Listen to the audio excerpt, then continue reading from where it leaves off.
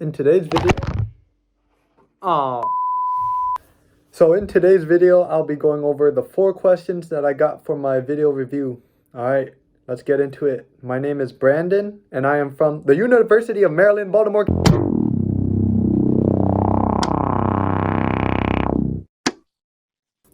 All right, so first question, which I/O architecture would I use that was covered in class? So the one that I personally would use would be the interrupt one, to be specific. So what I meant to say before I was interrupted was the external interrupt. Why? Because it can mainly be tailored towards user experience. So what does that mean?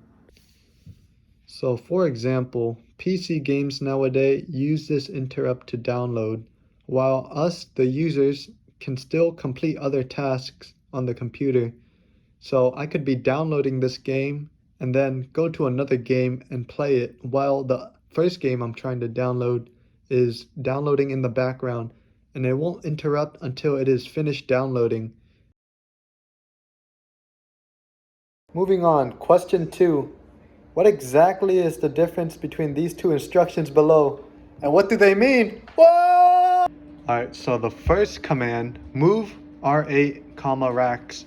This means to move whatever address is in racks and move it over to the register R8. Simple.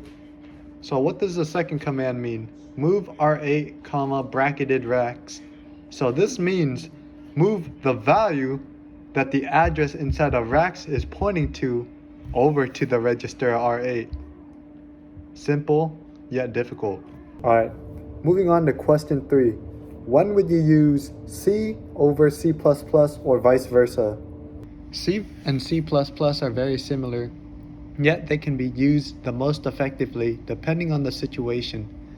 C is best used for speed and efficiency, meaning it can process at much higher speeds. It is useful for hardware development and coding.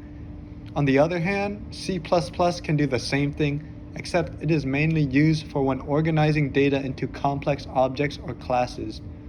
So in short, C is much faster than C++, but C++ is more complex.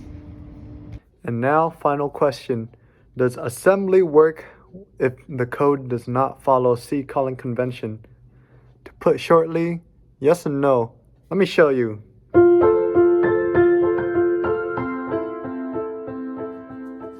So here I wrote up an example using the compiler, and this is the ASM file.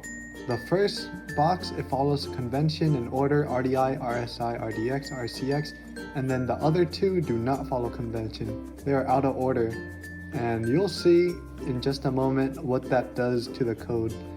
So the reason why I said yes and no, it works because it does compile. First, let's look at the C file. All we have is the display function, which prints them out 1, 2, 3, 4 in the respective order. So now I will compile it using makefile, and it compiles.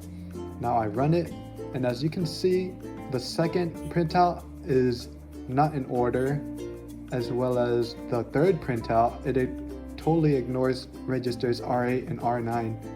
So as you can see, if you don't follow the C calling convention, then there will be problems in the code. However, it does work. And that's it for the video review. If you like that, well, thank you. And now I'm gonna...